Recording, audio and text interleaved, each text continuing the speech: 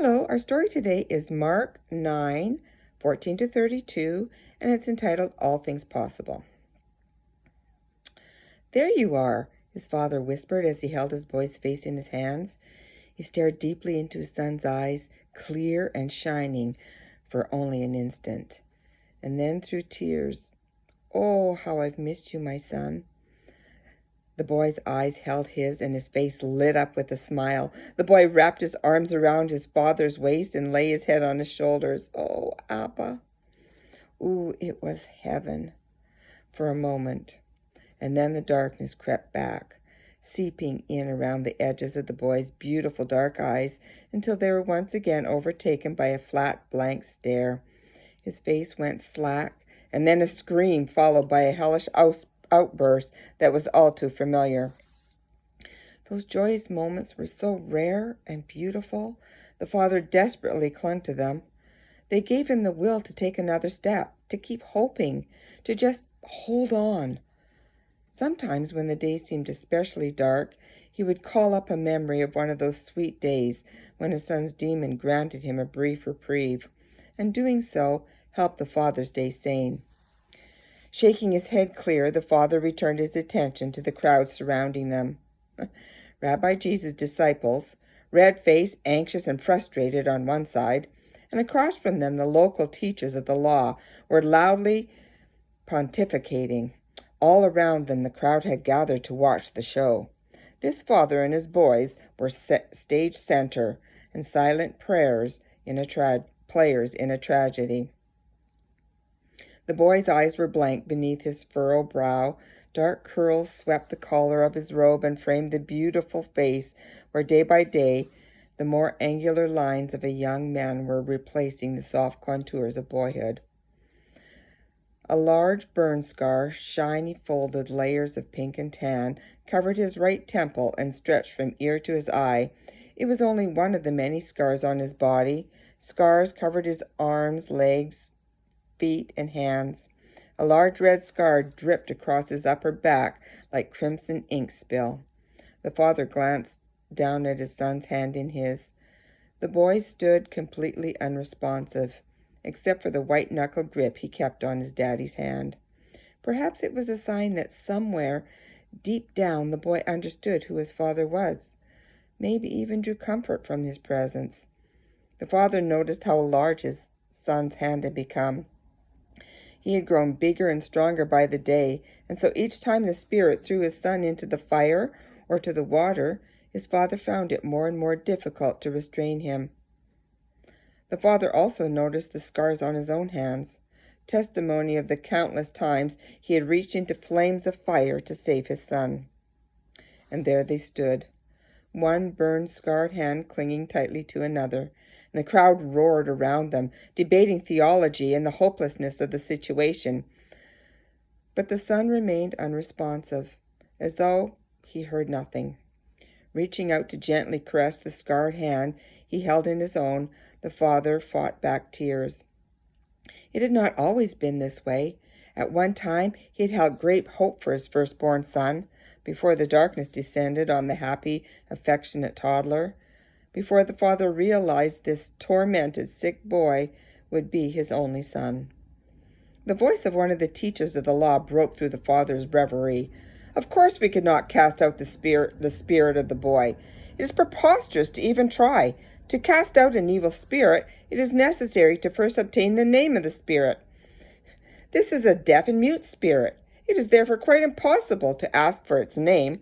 Consequently, to cast out this spirit is an act of only Messiah himself could accomplish.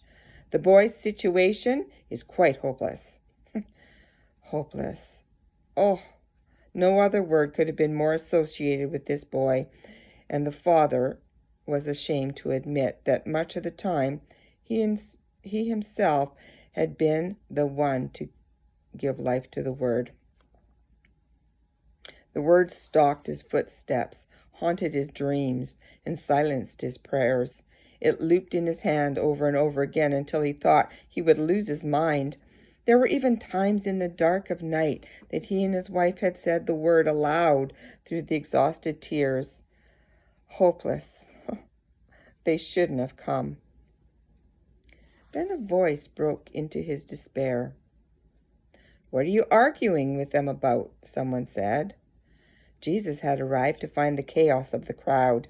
The father gazed at him for a moment as relief flooded the disciples' faces, and the teachers of the law prepared themselves afresh for battle.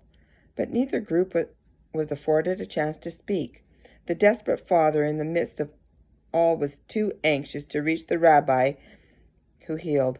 The father released his son's hand, then pushed through the crowd to fall on the knees before Jesus.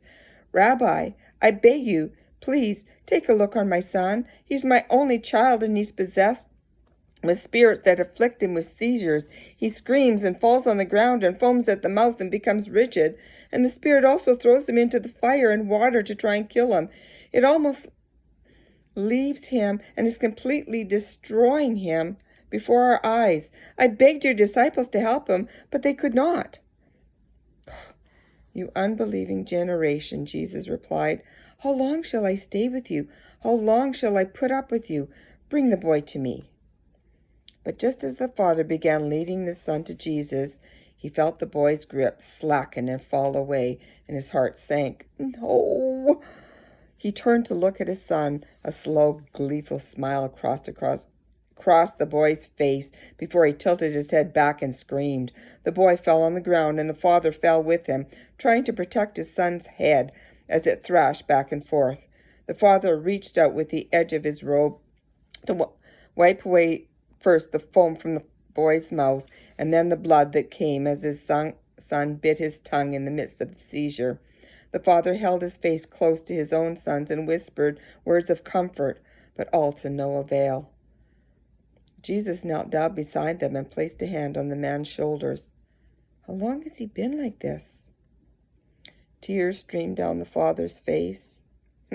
"He's been like this since a little child. Please, please, if you can do anything for us, please help us." Jesus' grip on the father's shoulder tightened, and he looked from the depths of the frantic despair into the eyes of sure hope. "If you can," said Jesus, "everything is possible for one who believes." Oh, how he wanted to believe. He was just so weary and so worn by grief.